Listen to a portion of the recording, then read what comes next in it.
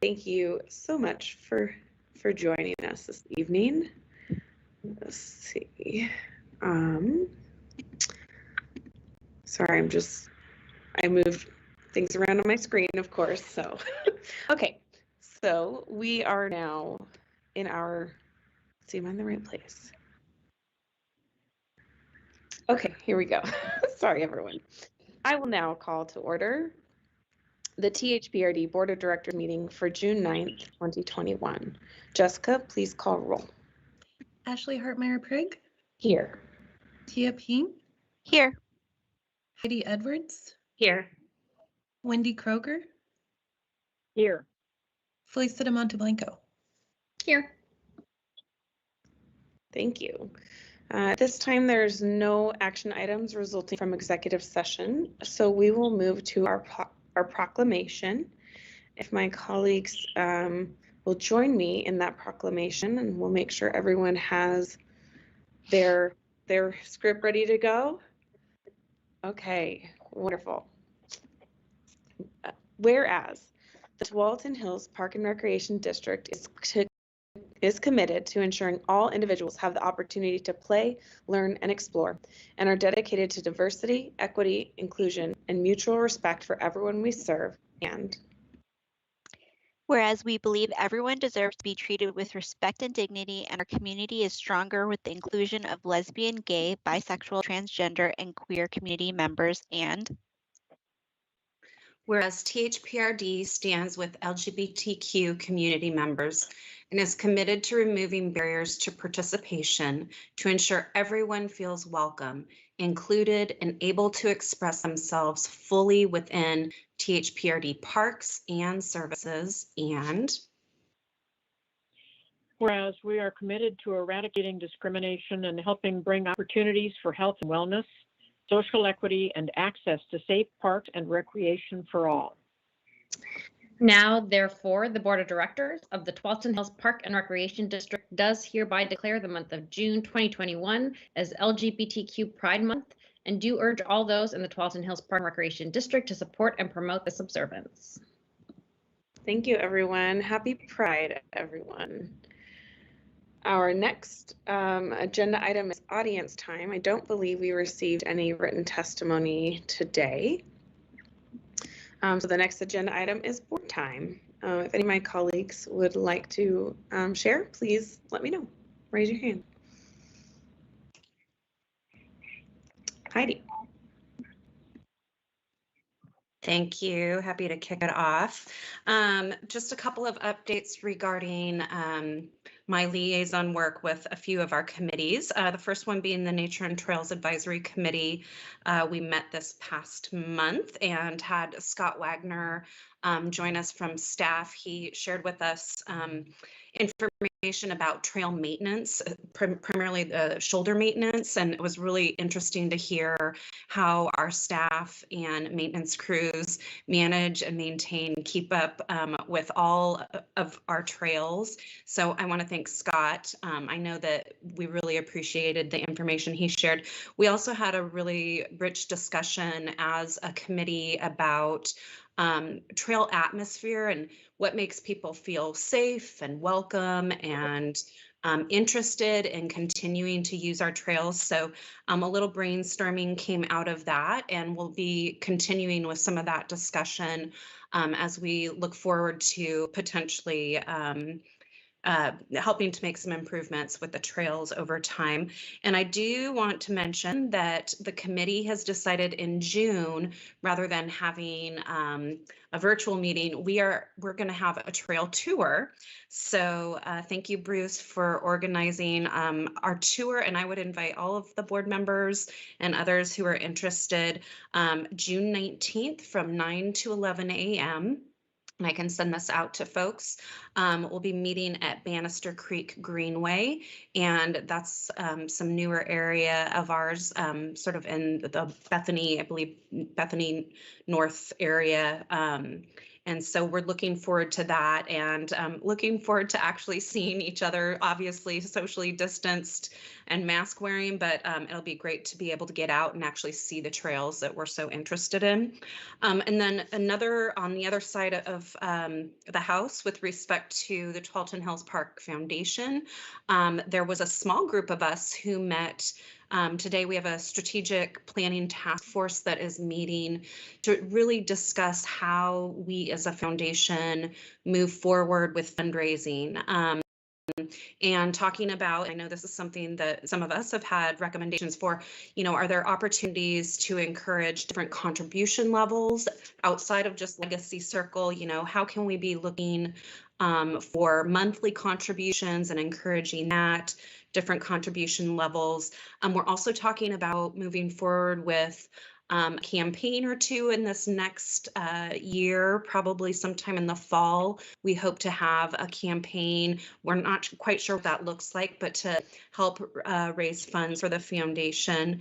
And then just more conversations about how we can have the foundation trustees, what their responsibilities are for fundraising, so that we can keep the foundation moving both at an operational level, but then also with supporting the work of the district. So those are my 2 updates, and hope to see you June 19th for the tour.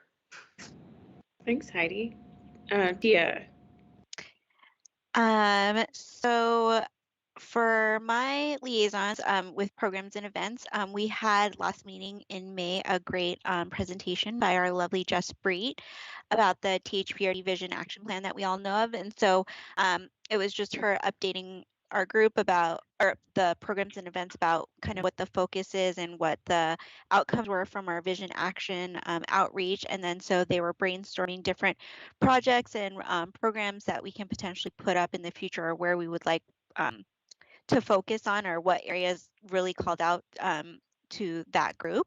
And then we also spent time potentially brainstorming some different things, like a park passport location or a big welcome sign at HMT for what we can use for our challenge grant brainstorming stuff. So it was a really exciting meeting, and they're just, the programs and events are always so exciting and always wanting to do more. So that's just, their energy is really great.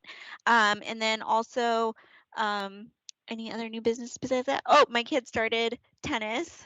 So they are loving that. Yep. And so we're excited for school to almost be done.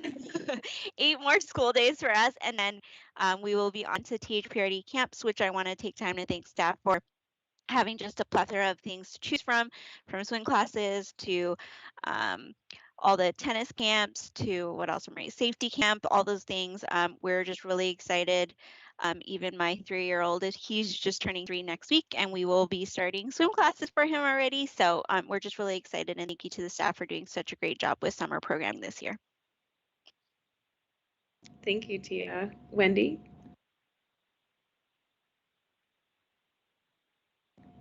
Can't quite hear you, Wendy.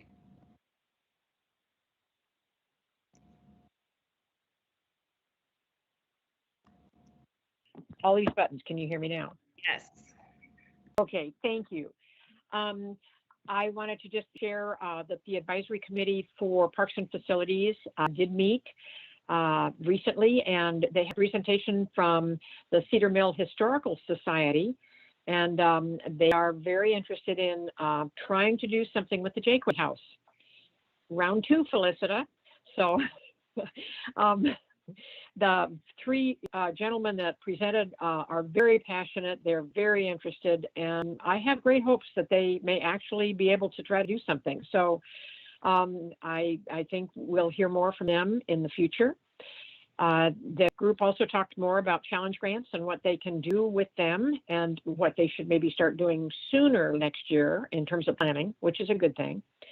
They're also going to be doing some park tours, 1 or 2 this summer instead of virtual meetings, very like what Heidi mentioned with the Trails Committee. So I think that's great to be able to get out in good weather and see what it is we're doing.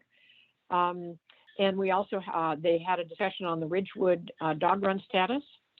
And the other thing I wanted to mention was that I had a wonderful last tour of parks and facilities with John Campbell this last week. This has been one of the highlights of my being on the board, is being able to do these tours with John Campbell. We would go out and see what we were doing, what was going on, what maybe needed attention. I highly recommend, and whoever is lucky enough to have parks and facilities next time, this is a great group, and it's a great way to get to know the district very well, going behind the scenes and seeing what's going on. So John's been wonderful. Keith Watson, he's currently the staff liaison. And so I just want to say thank you so much for all I've learned, and all I've had a great time with the advisory committees. When I was chairing the Trails Committee a few hundred years ago now, we didn't very often get, we didn't very often get board members at advisory committee meetings. And I think that the advisory committees work better with board liaison and active board liaison. And it's just that they know that they're cared about, they're listened to, and I encourage us to continue that. I think it's a really, really good connection. So with that, thank you. Thank you, Wendy. Felicita? Thank you. Oh my goodness, y'all been busy. So that's all wonderful. I'm so excited to hear about the passport stuff, because so many people have brought that up over the years. And then I was going to share, I emailed everyone about the preschool work happening in Washington County. I won't rehash any of it. There's a lot of information if you want to learn. I'm excited to represent the district on that committee as we look to funding and what, preschool, what needs aren't being addressed in the community. As a preschool provider, I'm really glad we have a seat at the table, and I'll just continually update folks. And I'm appreciative of staff who have gotten me information, and I'm appreciative of the opportunity to learn more about preschooler as someone who does not have children. So this is a great opportunity for me as a leader. So thank you. I think that's it. Thank you. Wonderful. Thank you. Thank you, everyone, for the great updates. I feel like because of budget season, we have more meetings. Am I there? Can you hear me? Yes? Okay. I got funny looks. My Wi-Fi is kind of spotty, so I might go off camera. But just want to thank everyone, for our budget meetings that we've been doing, and just the great committee participation. The input from our community is so important, and thank you for staff for helping really build that out. And the main other thing I've got going on since we met last was just some different constituent outreach, hearing from lots of constituents as things have been changing, as certain COVID restrictions lift and other guidelines are changing. Our constituents, our patrons are sharing with us their thoughts on those processes. So grateful to hear from our community members that care, and that, it's helpful to hear opinions. And thank you to staff for adjusting and adapting to the changes in the mask mandate and all of that good stuff. So just a thank you from me. Is there anything else for board liaison time? Okay, thank you all. The next item is the consent agenda. This is Felicita. I move that the board approve the consent agenda as submitted. This is Tia. I can second. Thank you. The motion is moved and seconded. Jessica, can you please take the vote? Wendy Kroger, Yes. Heidi Edwards, Yes. Tia Ping, Yes. Felicita Monteblanco, Yes. Ashley Hartmeyer-Pregg. Yes, motion carries. Thank you. Our next agenda item is unfinished business. So I believe we are starting off with Gary and Renee.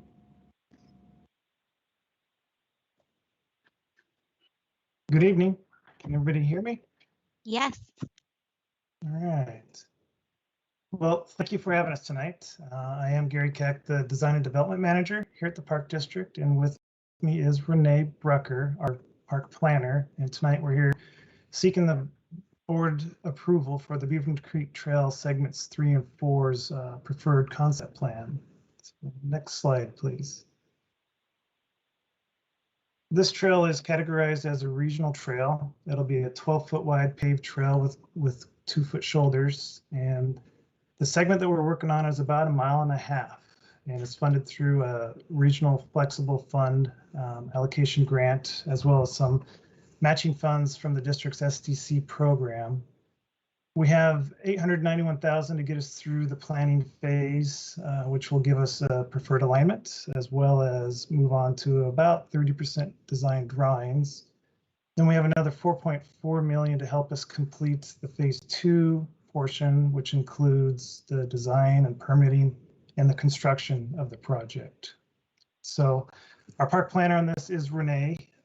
She's been leading us through the ODOT process and been doing a great job for us. So what I'd like to do is pass it to her, and she'll run us through the alignments. So next slide. Thank you, Gary. Yep. Well, we have 1.5 miles to go through, so let's get started. This is our trails functional plan, and you can see the arrow is pointing to the Beaver Creek Trail segment 3 and 4, our project. It's circled in green, and it is pretty much dead center in the district and central Beaverton area. The next slide is our vicinity map. And you can see in the center of this map the red dots, and that would be our trail segment. And you can see on the left side, the large green area is the Tualatin Hills Nature Park. So it would start at the West Side Trail and head east to the intersection of Hawken and Hall Boulevard. The next slide is our site map, which might get you even more oriented. As you can see again, along the center from the northeast corner, or I should say the left side of the map, down to the right side of the map, you can also see the red dashed line or dotted line, and that would be our trail. You can also see in the north side of the trail, Nike Woods, Tektronix, and the Nike store is off to the right. Terman Drive pretty much cuts through the middle, and then we have north and south is Murray Boulevard. So we've broken the trail alignment into 3 sections, and the following slide is showing section 1. And we'll move from the left side of the map to the right side, and that would be from the east side to the west. So we're connecting there at the northeast corner of the nature park on the West Side Trail, following the south side of the Max Light Rail line. We'll come to the intersection with 153rd. So we'll cross at 153rd and again stay on the south side of the Max lines.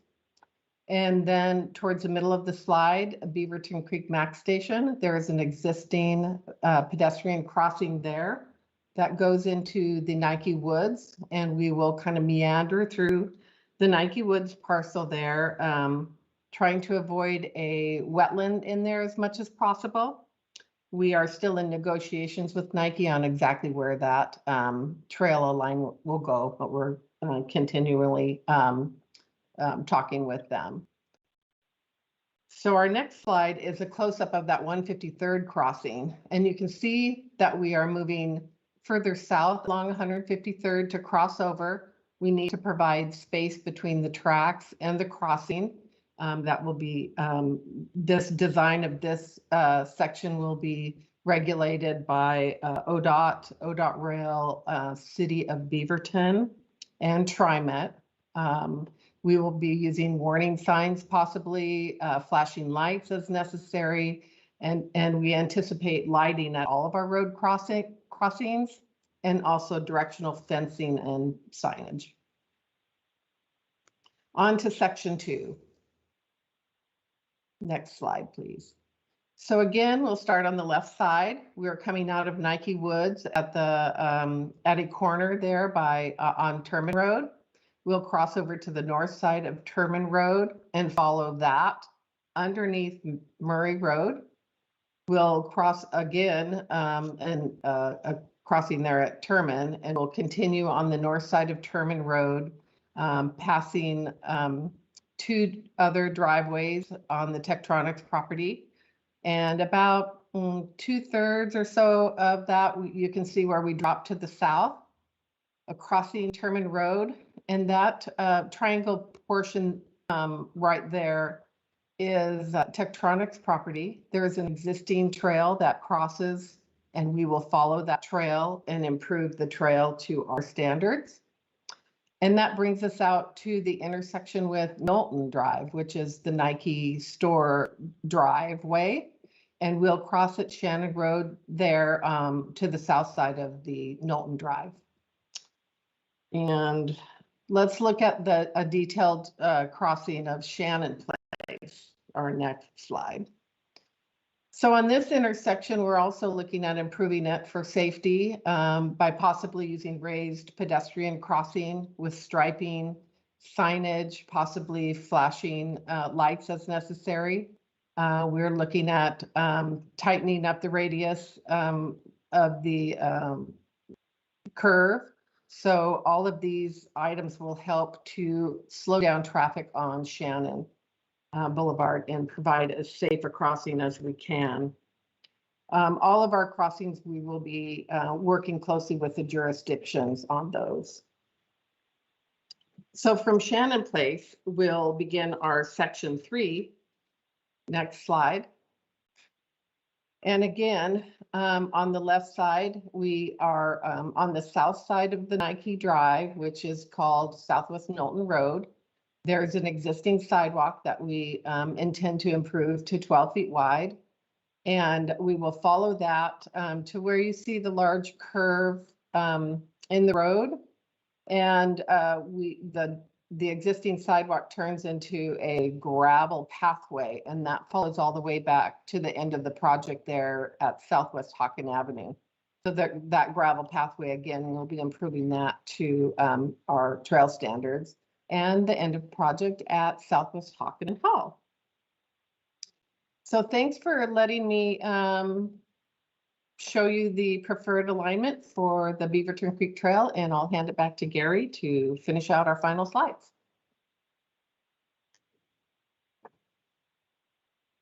Well, thank you, Renee. If we can go to the next slide.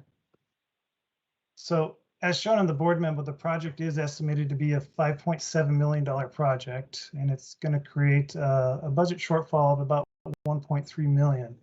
Now, we have been researching with ODOT, Metro, and our grant specialist, Cindy, to find possible funding solutions through upcoming grants and other partnerships. And we anticipate coming back to the board this fall with funding options. This slide here gives a brief overview of the many items and tasks that are required to develop a regional trail that impacts the budget. You know, that's a lot of money, 5.7 million, and we understand that. We're averaging about $3.8 million a mile for regional trails. And you can see here the design and permitting are extremely challenging for these projects, and they take a significant amount of coordination. We've got, on this project alone, we're going to have 5 different jurisdictions that we have to go through. We'll have the cities, permitting, county, Clean Water Services, ODOT, and TriMet. And all of them have different standards, different requirements that we have to work with and to coordinate. It's not like we're going to create one set of drawings and hand it to all the jurisdictions. They all have their own standards. So we're kind of at a point on all these projects where we got to do the requirements from each jurisdiction. And then in addition, we're going to go through at least 4 utility company reviews formally. We're going to go through BPA, PGE, Northwest Natural Gas, Kinder Morgan, and then there is a section where we might have the railroad involved as well. So the photo here, you can see this is looking across 153rd Avenue towards the west, towards Nature Park. The trees to the left of the tracks back there is Nature Park. And if you just look at the overhead, look at all the wires right there. We're trying to thread the needle, these trails through these existing environments. And you can imagine underneath the ground, there's just as many utilities that we're going to have to coordinate. So it's kind of a good visual in my mind. These projects are complicated, and you know, I've told you all before that most of the trail gaps we have right now are difficult, and they're not built because they're on steep grades, they're wet, they're going through forest or utility corridors. They're tough sites. So we're fortunate that we're at that point in our system where we can start tackling these. So another thing to consider is the construction of these projects and the challenges that we have there. The construction corridors are typically very narrow. You know, we're getting easements that are 20 feet wide. So it doesn't leave the contractors a lot of room for staging, materials, equipment.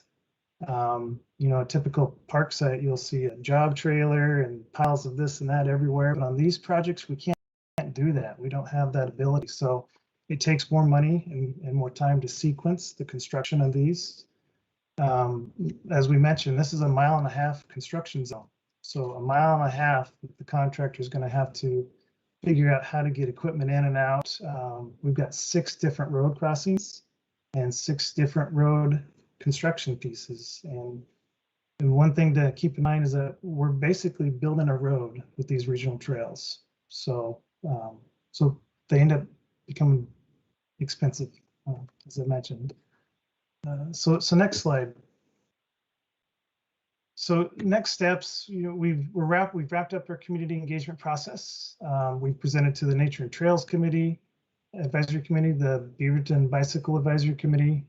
We held a virtual open house as well, and we received a lot of positive feedback. There's a lot of excitement for this trail and the connection it's going to make. And I will say one question and one request that did come up in the open house and was the are we going to light the entire trail?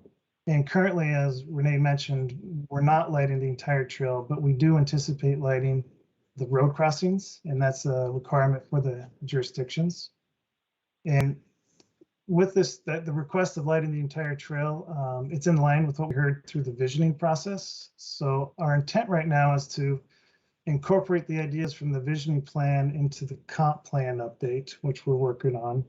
And then once we've done that, we're going to follow up and we need to update the trail's functional plan. And at that point in time, we will incorporate some of these thoughts from the community there.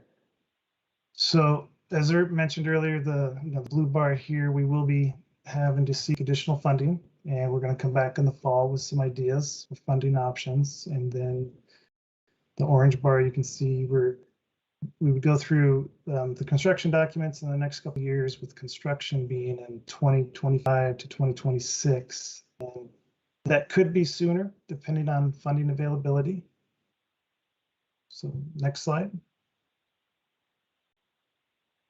So as mentioned at the beginning, we are seeking the Board of Directors approval to approve the preferred concept plan for the Beaverton Creek Trail segments 3 and 4. And that concludes our presentation. We'd be happy to answer any questions that the board may have. Thank you, Renee and Gary. It looks like we have lots of questions. Let's start off with Wendy.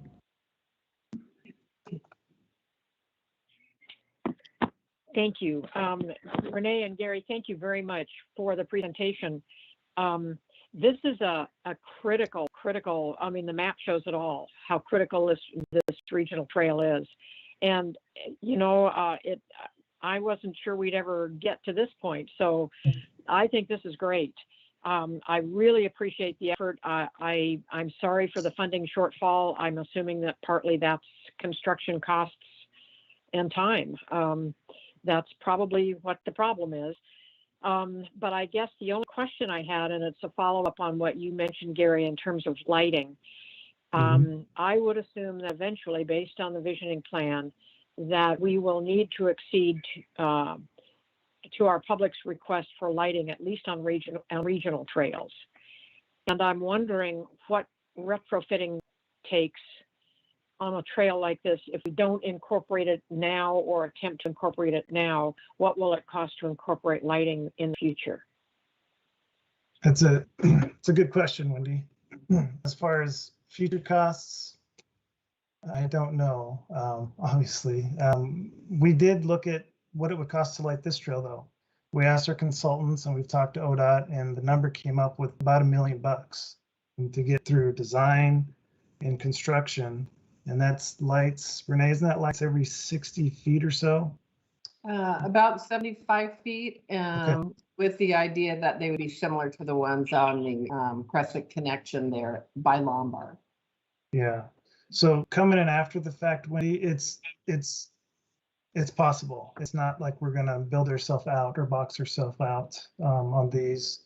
So I don't have a good answer for you on what it will cost in the future if we don't do it now versus then. So yeah, it's just one of those things to, I guess, to consider that, you know, and it's just another thing to add to your plate. So yeah, thank you very much. The other thing that we got to think about too, Wendy, is West Side Trail is going through the power line corridor, the overhead wires. We got some clearance issues there. If you recall, we've got some 25-foot clearance is what we need between stuff. And sometimes those wires down there in the summer, they sag because we have to survey the wires when we're designing these trails too. In the summer, they hang lower than they do in the winter. So putting lighting on those trails, we'll have to do some design and take a look at how we do that for sure, for retrofitting those. Well, thank you. You bet. Heidi and then Tia. Thank you, Gary and Renee. I've told you before how excited I am about this segment right here. And I did have the same question Wendy did about lighting. Knowing that this is a high traffic area, I'm hoping, I travel through this area quite often, and the traffic through that area is just, it's more and more and more cars. So I'm excited to see how we can encourage more walking, more biking, get on the TriMet because it's right there, especially between Nike, Tektronix, and the mall. So I want to commend you with your work again. I know it's been a difficult task at times with all the different funding and municipalities and folks that we need to work with, but very excited about this and how we get to partner to encourage more of these active transportation options too. So thank you for your work. Thank you. So my question is, so I know the path is going to run through some of Tektronix and Nike stuff, and so I'm sure they're going to be providing some easements and stuff. But aside from that, are they active partners at all? Because this trail directly, benefits a lot of their employees, and with wellness and getting out and walking and stuff, I would assume that they would, this trail is something that really benefits them and would encourage them to hopefully, if we have funding shortfalls, we can maybe partner with them a little bit more. Or is that not a conversation that gets had? It's a good thought. I like it. It's not a conversation we've had openly with them, but they have been good partners. We've been working with Tektronix and Nike for over a year to come up with the alignment and to make sure we're meeting everybody's needs. And I agree with you, Tia, that this will be a great connection for the Nike employees to get through into downtown Beaverton fairly easily and using their bikes and whatnot. So yeah, I wonder if we could just do an ask, or because lots of companies have wellness funds or whatnot set aside. So I wonder, if this encourages your employees to get outside and go for a walk or increase transportation for eco stuff, if it falls into one of their buckets that they can throw some money at. Yeah, I would, if I could chime in as well. We've definitely, as staff, can tell you that I'm never shy when Nike is at the table in asking. And we've actually had some discussion on the concepts of some fitness equipment, some of those individual pieces that could be staggered along the way, be a really nice complement to the effort. But then as well, it's a balancing effort for Nike, but they've been very supportive. They've also been on the other side of their campus, the Walker Road project, of course, that Janine has been actively involved in alignment work. They've been very supportive with leverage for letters and getting involved with the county and some of the design money that it's going to take to figure out where exactly our trail is going to go, the west side on that end of the campus. Felicita? Mostly just wanted to say thank you to Gary and Renee, and thank you, Gary, for outlining the costs. I think it's easy to be very surprised by that number, whether you work here and represent the district or whether you're a patron. But I also appreciate your framing that it's time, we're in a new chapter and it's time for us to do the really hard stuff. So thank you for your leadership to both of you for this critical work, and I look forward to 2025. Me too. Thank you. Yes, thank you for sharing just all those details. When you said the 3.8 as like the average cost for a mile of trail, that's the staggering number, right? And I like the analogy of like building a road, right? And what's amazing is that we're building a road that alternate forms of transportation can use. And so I really think this is so supportive of the sustainability goals and the values that we hold as a district. And so thank you. And we, I think all of us are big dreamers. And so it is good also to have the reality of like this stuff costs money and it's complex and it's not just as simple as paving a trail, right? And so all of this work is so critical, and we know just how much negotiating and planning had to go into figuring out how to put 1.5 miles of trail into all these existing places. And so thank you for this great work and for sharing all of this with us today. Are there any other questions or comments from my colleagues? I do know there is a proposed action on this one. Yeah, if nobody else has any questions, then I move that the Board of Directors approve the preferred concept plan for the Beaverton Creek Trail segments 3 and 4 project. This is Heidi. Wendy, I and I second. I think I heard Heidi first. It's been moved and seconded. Jessica, will you please take the vote? Wendy Kroger, Yes. Felicita Monteblanco, Yes. Heidi Edwards, Yes. Tia Ping, Yes. Ashley Hartmeyer-Brick. Yes. Motion carries. Thank you so much. Next up, we have the GM's report.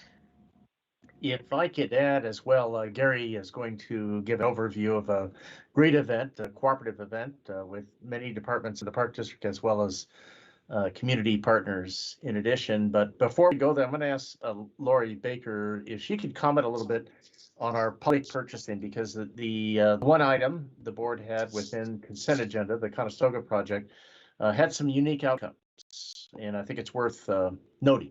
Lori? Thank you, Doug. So included in the consent agenda this evening, you approved moving forward with Cedar Mill Construction as the contractor on the Conestoga Aquatic Renovation Project. We're very pleased to report that based on their qualification documentation, staff were able to determine that the company is a self-defined women-owned business with 51% ownership.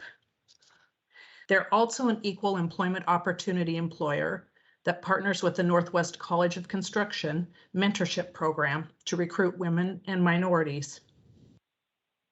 Cedar Mill Construction Company also aspires to include 20% MWESB involvement on large projects and has built relationships with 33 certified subcontractors. So as part of our project, Lalonde Electric is a certified MWESB and will be the electrical subcontractor for this project with a contract value of $248,710 under Cedar Mill. So we were just really excited to report that. As well, the finance team is supporting the district's efforts for equity and procurement in a number of ways.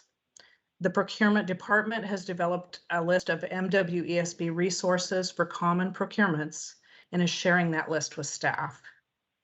Our purchasing administrator has joined OWAMI, which is the Oregon Association of Minority Entrepreneurs, and he'll be attending their monthly meetings for that group.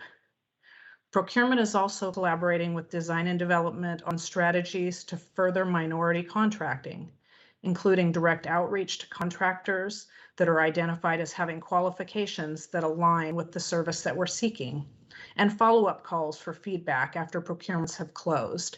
So we really believe that part of the process is going to be an outreach process, starting to develop those relationships with the contractors, understanding, what are the pieces of our request for proposal and request for bids that are really keeping those companies from getting involved and working with us.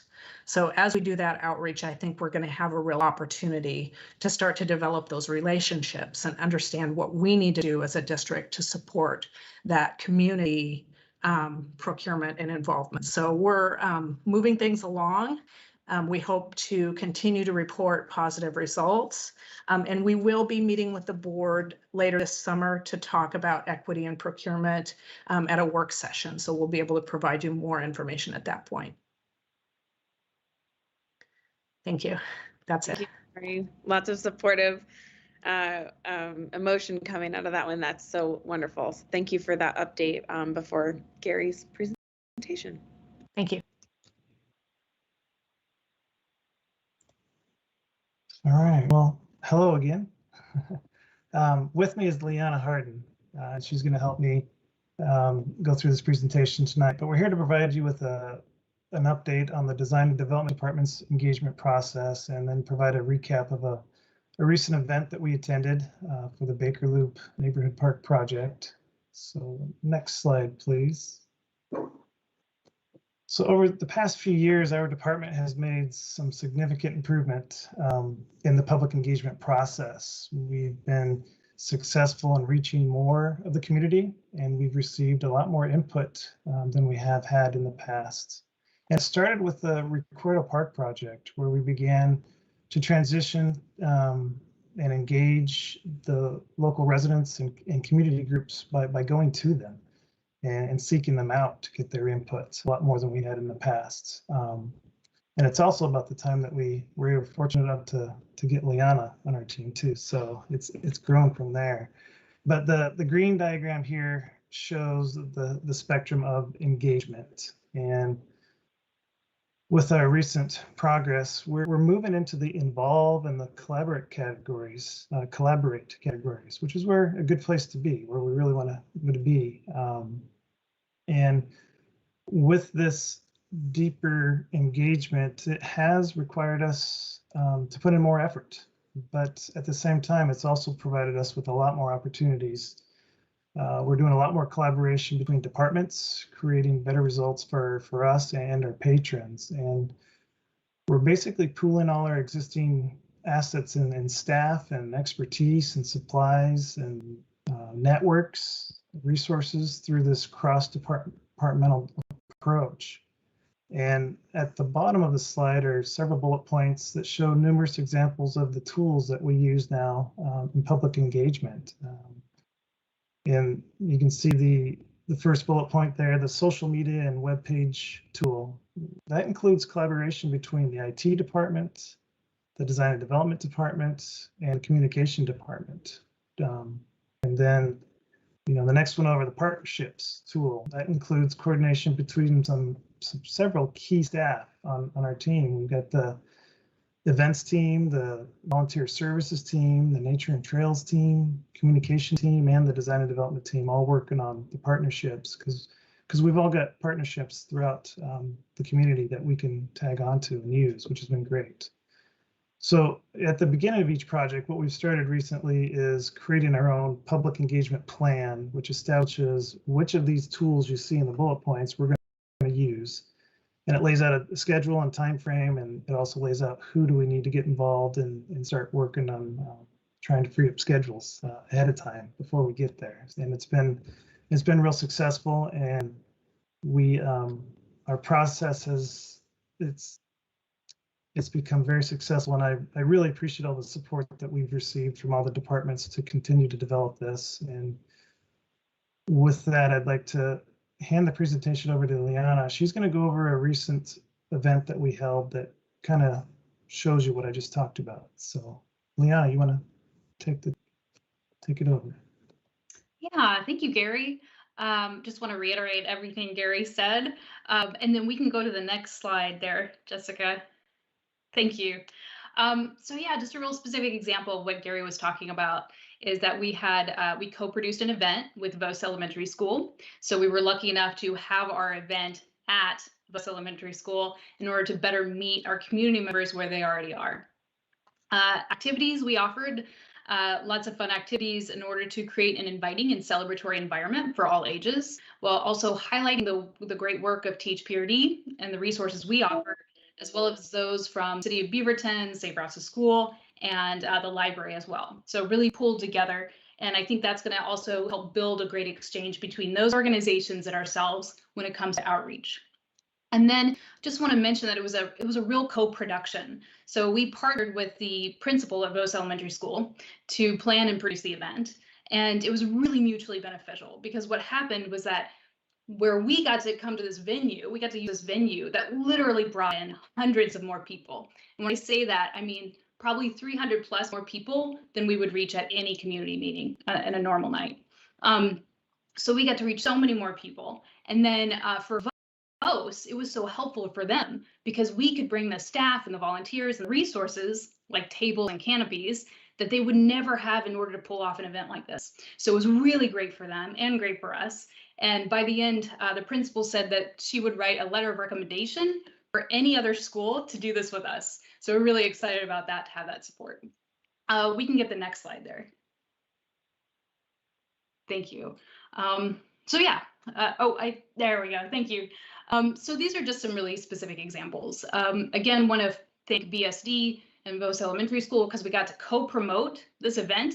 So we reached our networks in THPRD and all of their networks at BSD. We reached out to so many more people. As Gary mentioned, we had this great cross-department collaboration. We're so fortunate to have Holly, who she never asks, how can we separate? She always asks, how can we integrate? And so I'm really excited about being able to work with her and her team and bring it all together. So again, special thanks to everyone on the communications team who helped support the event. It was awesome. And then working with communications team, we also got to bring in some amazing incentives for the community. So like meal coupons. And so we were able to really provide incentives and compensation through fun activities and an event and meal tickets and all kinds of other fun giveaways. And we were able to do that through partnerships and with cross-department collaboration. And then last to mention here is that with the pandemic, we had to really make some big adaptations. But what's happened with these adaptations is it's really pushed us to move sooner to outdoor events with our design workshops, because we really integrated and embedded a design workshop into this event. So now we're better set up to do that in the future. So we'll be able to do more design workshops outdoors that are really better spaces to evoke more creative thoughts and ideas about ideas for new parks. Okay, next slide there, Jessica. Excellent, thank you. Holly really wanted me to highlight these, and I thought it was a great idea, is that these are some of the posters that we shared at the event. And one of the things that we're fortunate to, again, cross-collaborate with departments is that with the communications team, they were able to really bring in that big picture of the visioning and how it connects.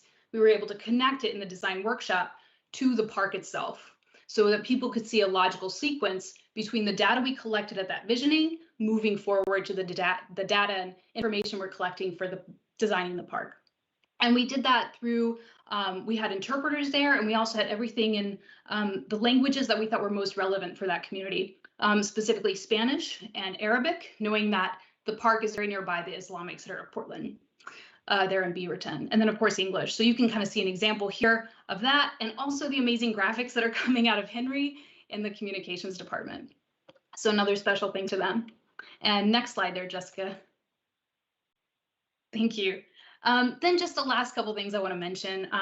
Again, there's that when we look deeper at that design workshop that happened at the event and reaching so many people, we not only were able to talk about the community visioning and how that spans across the process of planning a park, but also we got to really, we got to work with our interpreters, and they were amazing. They talked and walked through each design table with families to unpack what kinds of themes do they really want to see? What kinds of activities do they want to see at a park? And it was so much fun, and I kind of want to do it all over again. So I can't wait for the next one.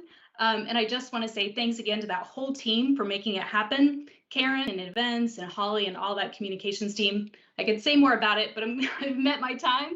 So I'm going to end there, and I'd be happy to answer any questions. Felice.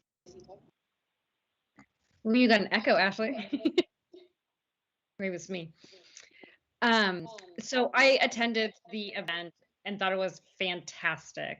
Fantastic. Every little piece that I saw, from the fact that the city of Beaverton that was there, the fact that the library was there. You know, I love libraries.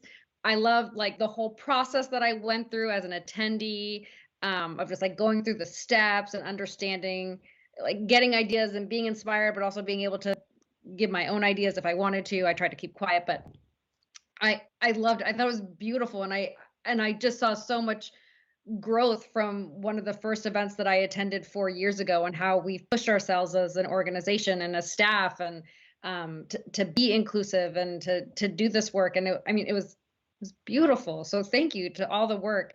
I was there early, and so when the one of the photos with the sticky notes, I was just looking back at my photos, and I see baños on the list, and 2021 is going to be the year of bathrooms. So I'm just really excited. So thank you, Gary and Liana and all the staff that were there, because it was truly beautiful. Thank you so much. Wendy?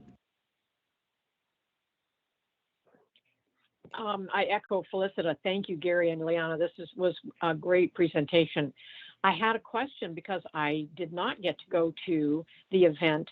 So did you take away any specific points about what they would like to see at the new park at Baker and Lombard? Yeah, we're collecting all that data now. You can see in this photo here, Wendy, all those sticky notes. Every time we get an idea, we put it up there. And then the interpreters did as well, if it was in Spanish or Arabic. So so Tim Bonham was there. He's the project manager on this particular project. And then the woman there in the black shirt on the picture, there's Tracy. She's our landscape architect. And then I was at another station. And from my station, I did hear bathrooms, Felicita. I heard that too. Common splash pads is always common, but what was unique, I thought, I heard a lot of ponds and streams too. People wanted to add, wanted water, but they wanted it in a different format than we normally hear. So I thought that was interesting. With the trees, saving the trees was important. I heard that a lot. I heard tree fort come up several times. Climbing was a common. I remember seeing dinosaurs somewhere. So that was. Yeah. And I thought was funny. I had two probably middle school age boys come up to me, and they wanted an arcade. They wanted a bathroom and a concession stand. You know, it sounded like Bullwinkles. But we got a pretty good variety. But some common themes are coming through it, and we're going through that right now for the next step. Great, thank you. Heidi or Tia, I can't see all the hands at the moment, so if there are any, please chime in. I have no questions. Always the team is so great and so on par and doing great work, and it's what we want, all the collaboration all in one. And so I'm just so happy, and the community is trying out and loving it. And I think this is a great time to create these kinds of events to bring the community out, for a community that wants to come out, and then to also get input for future things that they want. It's just very special. So thank you to your team. Wonderful. Yeah, I just want to thank you all. I really love this example of collaboration, and throughout the pandemic, we have seen staff continue to innovate and be creative and think of new things. And this seems like another new, innovative, creative way to get community input. And I think some of the responses that you got show how effective this was to kind of evoke creativity in our community, right? And kind of imagine and think about what's possible. And that's really exciting to hear that even they want water in the more natural sense too, right? That might be something, maybe I don't remember that theme as much through visioning. And so it's kind of cool when you put someone in the context of the place that you're talking about, right? That then they can really envision what's possible there. So thank you for telling us this story and for doing this work. It's really, really awesome. Thank you. Yeah, thank you. Thanks a ton. Wonderful. Okay, so I do believe that is our final agenda item for open session. So I have something to read to you all, just making sure I've got my action items. So the Tualatin Hills Park and Recreation District Board of Directors will now reconvene in executive session to conduct deliberations with persons designated by the governing body to negotiate real property transactions. Executive session is held under authority of ORS 192.6602E. Representatives of the news media and designated staff may attend executive session. Representatives of the news media are specifically directed not to disclose information discussed during executive session. No final action or final decision may be made in executive session. So if you would all join me in the link that was sent to you for executive session, and I will meet you in that next meeting. Thank you. Yeah, and it's Oh, for yeah. the 6 p.m. link. Okay, the 6 p.m. link. Perfect. Thank you. Thank you. See you there.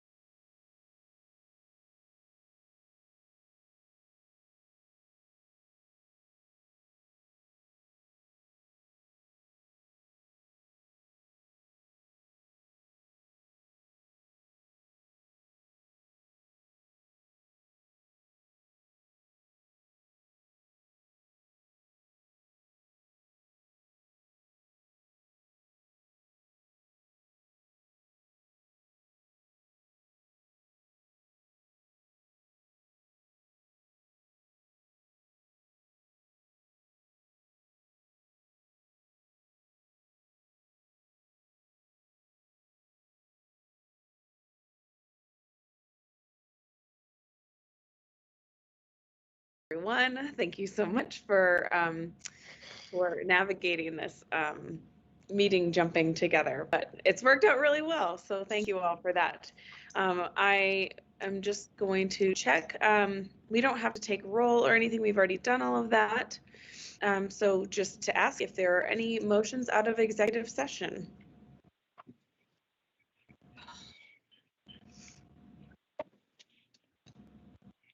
I believe I have the first one on Commonwealth. Is that correct? This is Wendy. Okay. I move that the Board of Directors authorize staff to acquire the property in the northeast quadrant of the district for the price discussed in executive session, subject to the standard due diligence review and approval by the general manager. This is Felicita. I second. Thank you. And Jessica, please take the vote. Heidi Edwards, Yes. Tia Ping, Yes. Felicita Monteblanco, Yes. Wendy Kroger, Yes. Ashley Hartmeyer-Prigg. Yes. Thank you. Motion carries. Are there any other actions or any other motions?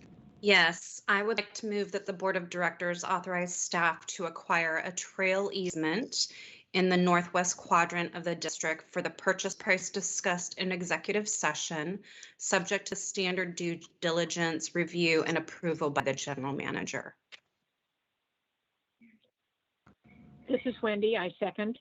Thank you. The motion has been moved and seconded. Jessica, will you please take the vote? Felicita Monteblanco, Yes. Tia Ping, Yes. Wendy Kroger, Yes. Heidi Edwards, Yes. Ashley Hartmeyer-Prigg. Yes. Thank you. Motion carries. Are there any further motions? I would like to make one last motion to move that the Board of Directors authorize the dedication of easements and right-of-way in the northwest quadrant of the district to Washington County for the consideration discussed in executive session, subject to the standard due diligence review and approval by the general manager. This is Felicita. I second. Motion's been moved and seconded. Jessica, will you please take Tia Ping, Yes. Heidi Edwards, Yes. Felicita Monteblanco, Yes. Wendy Kroger, Yes. Ashley Hartmeyer-Prigg. Yes, motion carries. Thank you very much. Thank you, everyone. That was our final agenda item. Doug, is there anything else we need to cover before we adjourn?